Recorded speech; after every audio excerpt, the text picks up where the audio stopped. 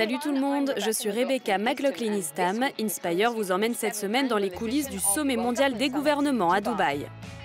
Cette année, les représentants ont discuté mondialisation et changement climatique avec l'acteur Harrison Ford en chef de file.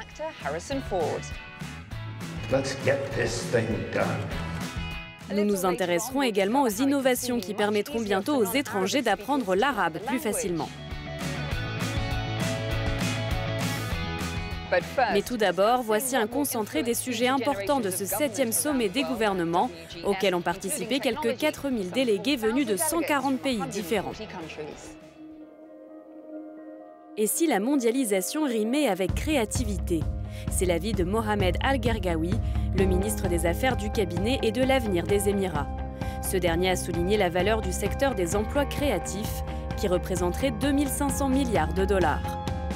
Une aubaine qu'il faudrait exploiter en priorité, puisque 85 millions d'emplois seraient à pourvoir d'ici 2030. Voilà pourquoi le ministre s'est engagé à favoriser l'apprentissage de la créativité en sollicitant l'imagination des jeunes Émiratis à l'école. Le Premier ministre libanais Saad Hariri a de son côté déclaré qu'il voulait s'inspirer du modèle de Dubaï pour son pays, soulignant l'importance des réformes anticorruption pour surmonter la crise économique. La directrice du FMI, Christine Lagarde, a elle salué une rencontre constructive avec le Premier ministre pakistanais, réaffirmant le soutien du FMI pour le pays. L'intelligence artificielle était elle aussi au cœur du sommet. Le chanteur américain will.i.am en a profité pour lancer sa plateforme d'assistance vocale baptisée Omega, en partenariat avec des centres commerciaux émiratis. Sa particularité, contrairement à Siri ou Alexa, l'application n'aurait pas accès aux données des utilisateurs. Elle est également en cours de développement pour pouvoir comprendre plusieurs dialectes issus de l'arabe. Notre assistant reprend le principe de tous les assistants vocaux déjà connus. Il faut lui parler simplement. La différence, c'est qu'il est beaucoup plus intuitif. Par exemple, si vous demandez les chansons de Drake, l'application lancera les musiques de Drake et toutes celles qui peuvent être liées à cet artiste. Plus tard, si vous dites « je veux plus d'informations sur lui », l'assistant fera automatiquement le lien avec Drake, sans avoir besoin de le nommer. Pour la 3e fois de son histoire, le changement climatique était l'une des priorités du sommet, avec un accent particulier autour de l'impact sur la santé des populations. D'après le Centre de recherche sur l'épidémiologie des catastrophes, les conditions climatiques auraient causé la mort d'au moins 5000 personnes l'année dernière. Chaque fois que des événements liés au changement climatique se produisent, les conséquences pour les enfants sont graves, en particulier pour leur alimentation. Cela affecte leur croissance et leur évolution dans la vie. Dans notre région, nous sommes fréquemment touchés par les tempêtes de poussière et la pollution qui se propage d'un continent à l'autre. Beaucoup de personnes se rendent à l'hôpital à la suite de tels cyclones. Plus de 33% des espèces marines du Golfe arabique pourraient avoir disparu d'ici 2090, d'après les scientifiques participant au Forum sur les changements climatiques. Une perspective qui pousse le gouvernement des Émirats à agir, un message porté de longue date par l'acteur américain Harrison Ford qui était présent à Dubaï. If nature isn't kept healthy, humans won't survive. Simple as that. Si nous ne protégeons pas la nature, les humains ne survivront pas. Voilà le message d'Harrison Ford qui a décrit la préservation de l'environnement comme le plus grand défi moral de notre époque. Laurent Fabius, le président du Conseil constitutionnel français, a déclaré que les gouvernements ne devraient pas être égoïstes et faire passer leur propre intérêt avant la protection de la planète. Ayant joué un rôle central dans l'élaboration de l'accord de Paris, le premier accord mondial sur le changement climatique, l'ancien Premier ministre a ajouté que le retrait américain était dangereux et envoyé un message négatif à la communauté internationale. En marge du sommet, Laurent Fabius s'est entretenu avec Inspire. Merci de nous accorder cet entretien. D'après vous, est-ce que le monde est en train de gagner ou de perdre la bataille pour le climat ? C'est 50-50. Nous avons remporté une grande victoire avec l'accord de Paris, que j'ai eu l'honneur de présider. Depuis, de nombreux rapports ont montré que c'était urgent et important. Et ça, c'est positif. Mais l'aspect négatif, c'est que les chiffres sont terriblement mauvais et qu'il est urgent d'agir davantage si nous voulons sauver l'humanité.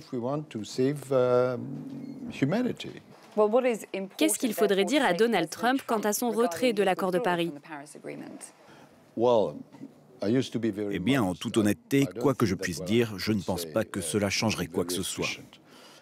Malheureusement, cette décision de Donald Trump est cruciale et va dans le mauvais sens. Alors que les 3/4 des Américains pensent que le changement climatique existe bel et bien et qu'il est d'origine humaine. Ils pensent eux aussi qu'il y a nécessité d'agir et que c'est important. L'accord de Paris était quelque peu ambigu en ce qui concerne les émissions de carbone. Qu'est-ce que cela veut dire, cette neutralité carbone? Sur cette question de la neutralité carbone, nous devions d'être ambigus. Pourquoi? Parce que beaucoup de personnes, moi y compris, considèrent que la neutralité carbone signifie que la majorité des combustibles fossiles doivent rester dans le sol.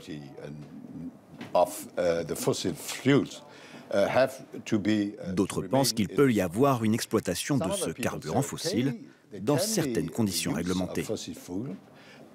Nous ne pouvions pas avoir de définition plus précise, car il n'y avait pas d'accord sur ce point. L'Arabie saoudite, par exemple, n'aurait certainement pas apprécié qu'on lui interdise formellement d'exploiter ses ressources fossiles d'ici à 2050. Donc l'ambiguïté avait son utilité.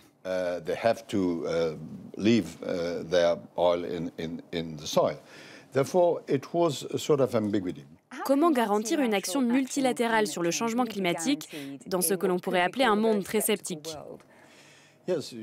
Oui, vous avez raison. Au niveau gouvernemental, le monde est de plus en plus sceptique. Si nous voulons nous attaquer à ces problèmes environnementaux, nous devons le faire tous ensemble. Dans le même temps, nous devons utiliser les acteurs non étatiques et les citoyens. Vous avez vu le nombre de jeunes qui manifestent en Europe aujourd'hui? De plus en plus de gens sont conscients du réchauffement climatique, de la biodiversité qui souffre. Ils savent que si la biodiversité diminue, cela aura encore plus d'impact sur le climat et qu'il n'y aura pas de paix durable sans protection de l'environnement.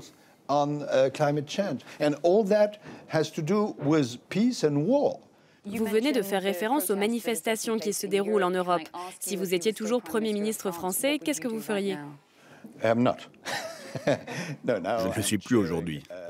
Je gère le Conseil constitutionnel et je laisse le reste aux autorités compétentes en place. On parle d'un référendum potentiel qui aurait lieu en mai en France. Cela vous semble-t-il suffisant comme réponse? Quoi qu'il en soit, il ne sera pas question du climat. Je tiens à m'en tenir aux affaires juridiques et au climat. C'est cela qui me concerne. C'était un plaisir de discuter avec vous. Merci. Apprendre l'arabe n'est pas forcément chose aisée si ce n'est pas votre langue maternelle. Comment rendre le processus plus simple? Salim Saïd a rencontré une équipe universitaire à Abu Dhabi qui utilise les technologies pour révolutionner les méthodes d'enseignement. Comment notre cerveau passe-t-il d'une langue à une autre? Voilà la question qui taraude les chercheurs de l'Université de New York basée à Abu Dhabi. Pour y répondre, ils n'hésitent pas à exploiter les tout derniers outils technologiques. Les données recueillies par les technologies de pointe sont précieuses, comme celles issues de la neuroimagerie appelée magnétoencéphalographie. Elles permettent de lire les champs magnétiques émis par le cerveau.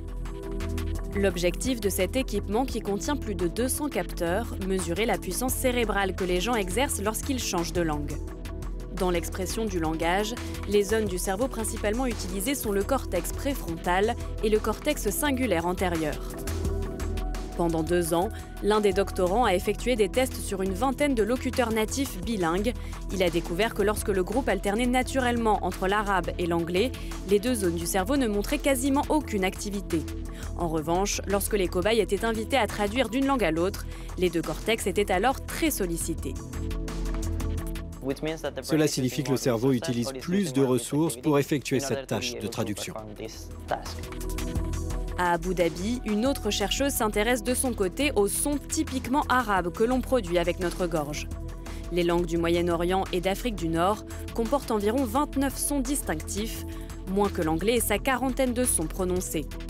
Contrairement à de nombreuses langues, l'arabe utilise le fond de la gorge et l'avant de la bouche.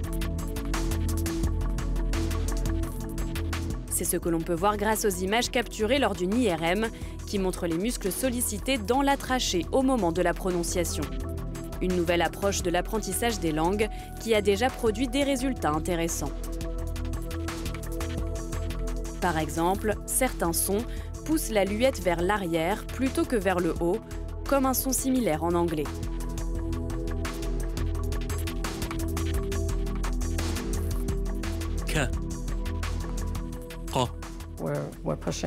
Nous repoussons les limites en termes de recherche linguistique, à savoir comment représenter en images les parties de la gorge qui sont utilisées dans les sons de la langue arabe.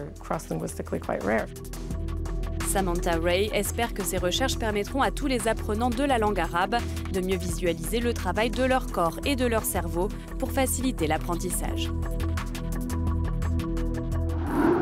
C'est tout pour cette semaine. Nous espérons que vous avez apprécié le voyage. N'oubliez pas que vous pouvez revoir tous les épisodes sur euronews.com. Avant de nous quitter, notre petit tour des réseaux sociaux habituels.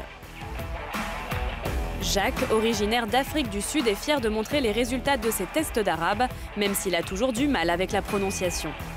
Shiva, qui vit aux Émirats, aura beaucoup appris de l'essayiste Tony Robbins, présent au sommet des gouvernements à Dubaï. Et enfin, Milena, grande amatrice d'intelligence artificielle, s'est régalée en visitant l'exposition du musée consacré au futur.